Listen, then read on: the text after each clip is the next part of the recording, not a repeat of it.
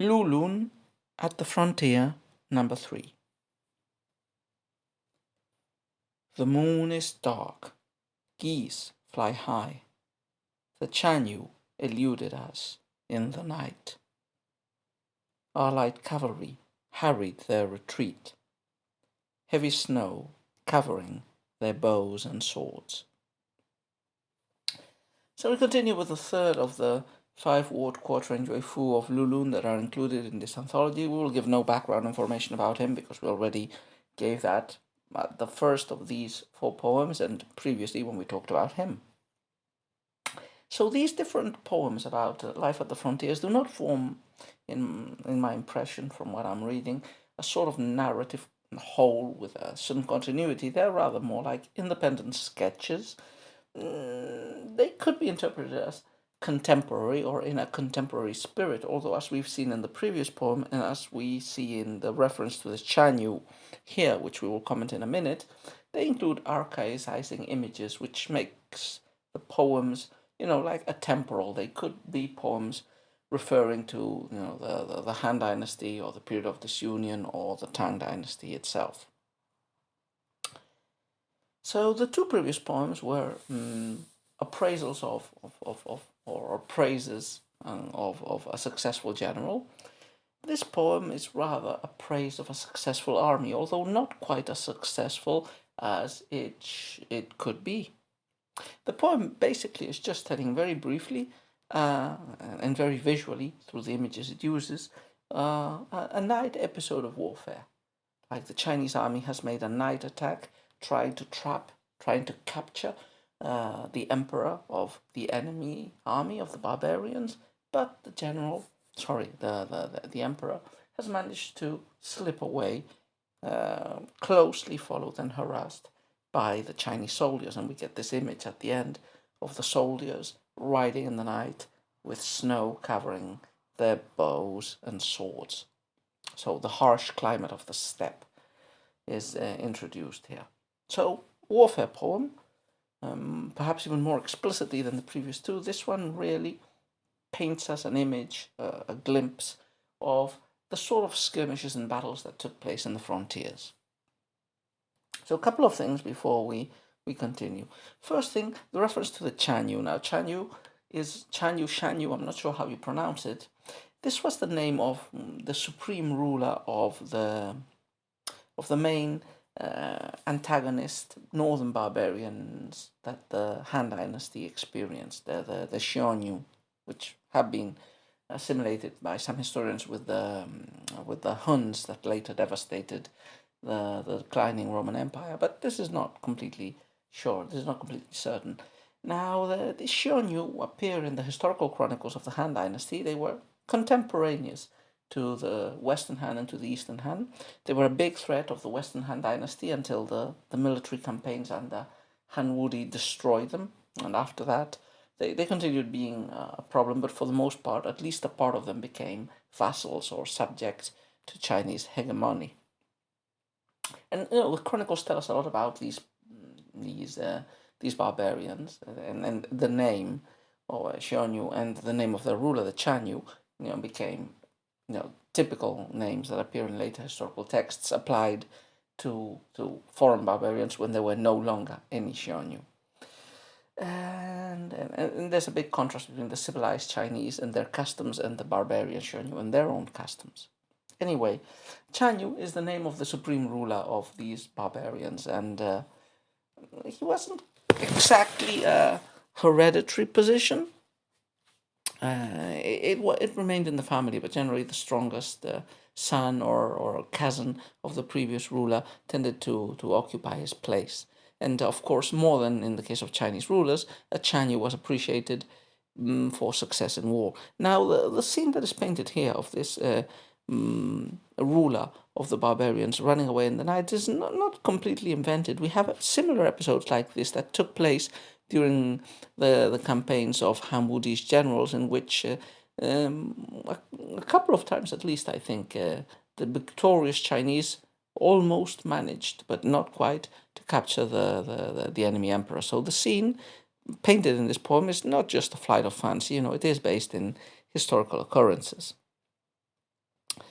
What else can we say? Well, I'll comment a few things more when we get into the couplets. But one thing that I found interesting in this poem is in the first couplet, the way in which nature that is seen and the human realm and the explicit topic of the poem get juxtaposed and mirror each other. This is a very typical Chinese conceit. But it should remind you that generally there is no, or that's too strong a sentence. But generally, most Chinese landscape poetry is not just landscape poetry. The landscape is meant to be either a sort of background, a tapestry or an echo chamber that resonates the poet's feelings. So what appears to be pure description of nature is really coded or semi-hidden expression of the poet's feelings. And or sometimes, as is the case here, nature is correlated with humankind. So what happens in nature echoes or represents what is happening in the social realm.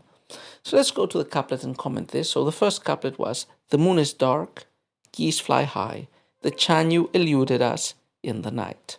So you get this image. So we're at night, and it's not a typical night, it's a dark one. So the moon is dark. Perhaps it's the new moon, which is not very visible. Perhaps it's a cloudy night. But anyway, we're at night and it's dark. And geese fly high. Perhaps they're heard because if it's such a dark night, I imagine it would be difficult to see them. Now, this background of night and darkness and of fleeing birds, as I say, is the nature correlate of what is happening in the social realm, what is happening in the ground. The Chanyu eluded us in the night. Just as the moon is not visible, the enemy leader who was under pursuit has eluded us. He is not visible. And just as the geese fly away, just so the enemy leader has flown away from pursuit. He has eluded the Chinese. So after reading the second line, it's clear what the topic is. There's this military campaign, this series of battles that are probably ongoing.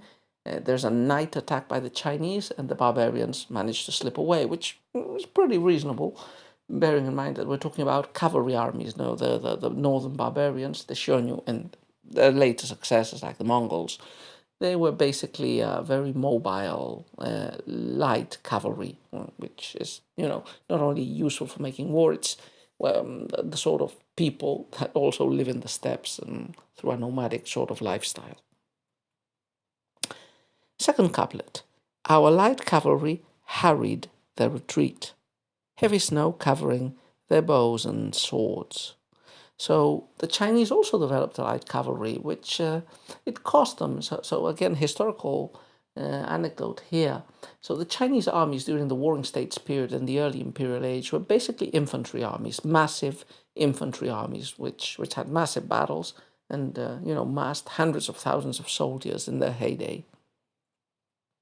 But after the Han Dynasty was started, after conflicts erupted between the sedentary Chinese and the Xiongnu in the north, who had a mobile cavalry, it became clear that the Chinese military methods were ineffective against these fast attacking and raiding, coming and going, very mobile enemies. So by the time of Han Wudi, the Chinese had managed to create a massive light cavalry, which was part of the reason, or one of the main reasons for the military success of the Chinese in these campaigns. And this continued in different ages. Chinese had problems with the horses because they need big pasture lands, which apparently there's an absence of in most of traditional China.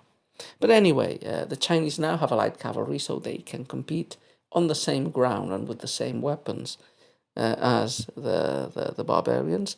They flew away, and our cavalry was in hot pursuit.